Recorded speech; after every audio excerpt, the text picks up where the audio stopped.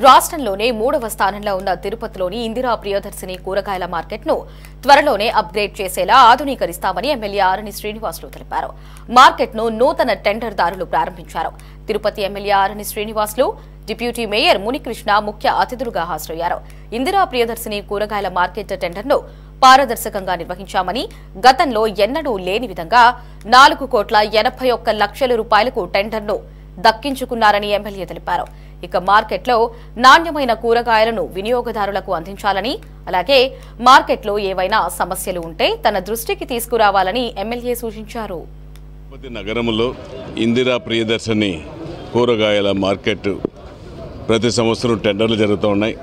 అందులో భాగంగా ఈ సంవత్సరం కూడా 25-26 ఆర్థిక సంవత్సరానికి తిరుపతి నగరంలో కూరగాయల మార్కెట్ పబ్లిక్ ఓపెన్ యాక్షన్ జరగడం జరిగింది. ఈ యాక్షన్ కూడా పారదర్శకంగా జరగడం జరిగింది. ఇది మొత్తం 4,76,00,000 రూపాయలకు టెండర్ పాడి ఈ యొక్క మార్కెట్ని చేపట్టడం జరిగింది. వీరికి ఎటువంటి ఆటంకాలు లేకుండా అన్ని విధాల సౌకర్యాలు కల్పించి మున్సిపల్ కార్పొరేషన్ ద్వారా మరియు ఇక్కడ ఎటువంటి లోటుపాటు లేకుండా చూసే బాధ్యత కూడా మేము కూడా చూసుకుంటామనేసి కూడా తెలియజేసుకుంటున్నాను.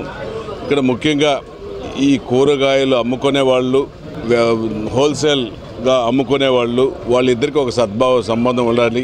అందరూ కూడా కలిసిమెలిసి చేసుకోవాలి.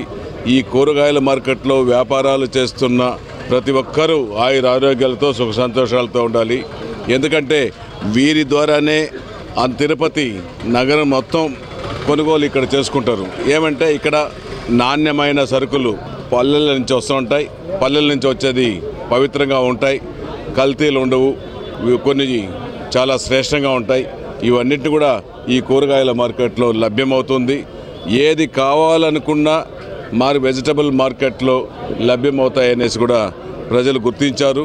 అందరూ కూడా మార్కెట్కి వస్తే సరసమైన ధరలు ఉంటాయనేసి కూడా నమ్ముతారు. ఇవి మందులు కొట్టకుండా శ్రేష్టమైన కూరగాయలు సరఫరా చేయాలని తెలియజేసుకుంటూ, గత ప్రభుత్వంలో టెండర్లు కూడా పెట్టకుండా నామినేటెడ్ పద్ధతిలో ఈ సంవత్సరం 25-26లో 4,76,00,000 వస్తే అంతకుముందు 2 కోట్ల రూపాయలతోనే పాడుకొని 2 కోట్లు వాళ్ళ సొంత జోబులకు వేసుకోవడం జరిగింది. లాస్ట్ 24-25 ప్రభుత్వంలో 8 నెలలకు గాను దాదాపు 4 కోట్ల పోటీపడి ఎత్తుకోవడం జరిగింది. అంతకుముందు ఇటువంటి పద్ధతులు లేవు. అంతా పారదర్శకంగా కాకుండా అంతా లోపాయికారంగా ముందు నీకింత నాకంతా అనేసి మాట్లాడుకొని మా ప్రజాప్రతినిధులకు, ఇక్కడ నాయకులకు సగం డబ్బులు మున్సిపాలిటీ కడుతున్నారు.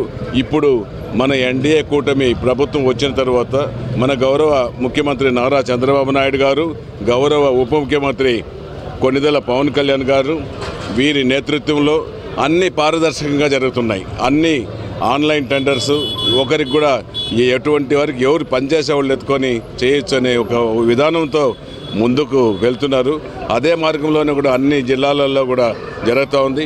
ముఖ్యంగా మన తిరుపతి నగరంలో మున్సిపల్ కార్పొరేషన్ పరిధిలో మన మున్సిపల్ కమిషనర్ గారి నేతృత్వంలో ఎటువంటి లోటుపాట్లు లేకుండా అన్ని పారదర్శకంగా జరుగుతున్నాయనేసి కూడా ఈ సందర్భంగా తెలియజేస్తున్నాను.